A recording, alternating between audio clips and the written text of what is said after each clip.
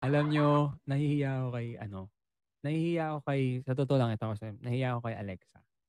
Nahihiya ako sa kanya kasi I don't know kung papaano niya tatanggapin lahat ng 'to. Hindi dahil sa Benlex, kundi dahil sa mga puwede niyang malaman paglabas ng bahay ni kuya. Pero naniniwala ako sa utak at puso ng isang Alexa, ilakad.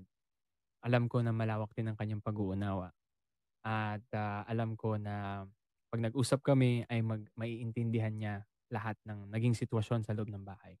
Dahil matalino si Alexa at may puso.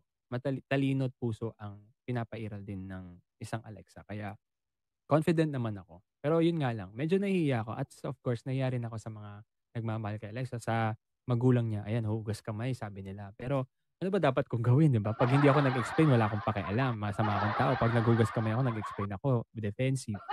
Pero I just wanna say sorry talaga sa lahat ng mga na-offend sa sa gano'ng eksena. Especially to the parents at sa mga nagmamahal na pamilya ni Alexa. I have so much respect po sa, kay Alexa and, of course sa mga taong nagmamahal sa kanya, sa family niya. I can only imagine po yung mapanood niyo po na meron taong nasasabi na negative comments about your daughter or about yung someone na minamahal niyo. I can only imagine that.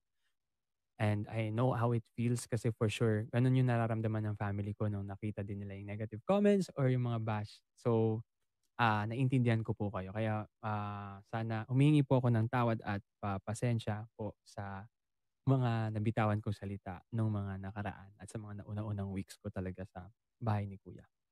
Yun. At least, yun. Nahiya ako talaga.